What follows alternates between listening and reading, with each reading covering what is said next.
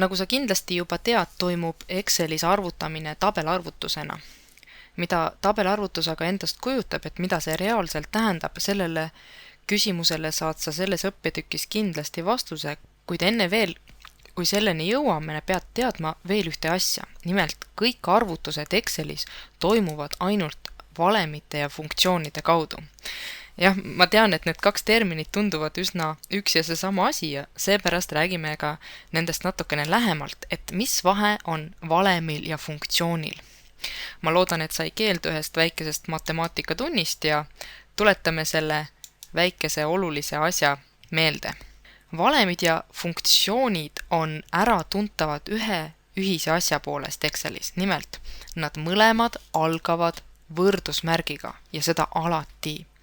See nüüd on oluline koht, et kui me tavaarvutuses, näiteks pliiatsi ja paberiga oleme harjunud, et võrdusmärk asub meil võrrandi keskel, siis Excelis on see alati kõige esimene asi, mis lahtrisse kirjutatakse.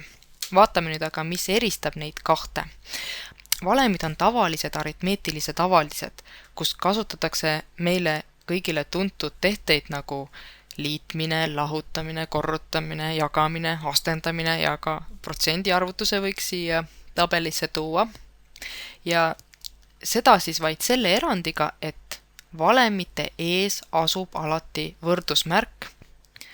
Ja siin on ka mõningaid näiteid valemitest, kus siis esiteks on näiteks kahe lahtri sisu liidetud omavahel kokku, teiseks kahe lahtri sisu on liidetud ja korrutatud 7-ga. Siin tuleb meeles pidada, et tehete järjekorda saab valemites muuta sulgudega, nagu ikka see asi käib. Siis kolmas näide, me võime lahtritele ka anda tekstilisi nimetusi, tekstilisi väärtusi, mis on siis jagatud, antud juhul see summa on jagatud C4-ga või viimane näide on mingi lahter on korrutatud 20%-ga. Et asi selgem oleks, vaatame aga konkreetset näidet juba Excelis. Antud näites on mul siia sisestatud kaks arvu, mida ma tahan kokku liita ja teeme seda kahel erineval moel. Kuna tegemist on arvutamisega, siis tuleb seda Excelis teha valemiga. Ja need kaks varianti on mõlemad siin valemid, mis peaksid mulle siis arvutama õige vastuse. Ja vaatame, kuidas see käib. Ja samal ajal vastame ka küsimusele, et miks on siis teine variant parem kui esimene variant. Sisestan siia sinisesse lahtrisse kõigepealt esimese valemi. Sisestamiseks tuleb mul aktiveerida lahter ja hakata siin oma valemit sisestama või minna vastavalt valemi ribale ja sisestada seal oma valem. Minule meeldib seda teha siin all lahtris. Ja nagu sa juba tead, algab valem võrdusmärgiga. Kirjutame võrdusmärgi ja kirjutan ka need antud arvud nii-öelda jõuga siia lahtrisse. 3 pluss 4. Täpselt nii, nagu me teeksime seda tavalise kalkulaatoriga, ainult et võrdusmärk on kõige ees. Ja olen oma sisestuse lõpetanud, vajutan Enter ja näete, Excel arvutas mulle ilusasti tulemuse välja. Siin esimeses variandis ei ole aga tabelarvutusega mitte mingit pistmist. Kuid miks ikkagi ei ole otstarbekas sellisel viisil Excelis arvutada? Selleks vaatame läbi ka selle teise variandi. Siin antud arvude kokkuliitmiseks on valemis kasutatud mitte konkreetseid väärtusi, nagu esimeses näites, vaid nende väärtuste asukohti ehk viiteid tabelis. Kogu Exceli tööleht on ju üks suur tabel ja igal lahtril on oma aadress. Nagu antud juhul siin sellel lahtril siin on aadress on C2, selle lahtri aadress on siin C3 ja meie sisestatava lahtri aadress on C6.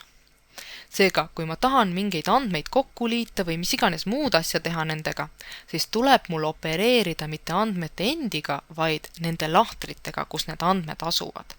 Ehk siis kasutada tabelarvutuse meetodeid. Ja sisestame siis siia sinisesse lahtrisse nüüd nii-öelda viidetega valemi. Jällegi, kirjutan võrdusmärk ja nüüd tahan öelda, et arvuta mulle kokku, palju on lahter C2, märgistan hiirega ära, nüüd vajutan plussmärgi, kinnitas minu lahtri aadressi Nüüd ütlen, et teine lahter, mida ma kokku tahan liita, on C3.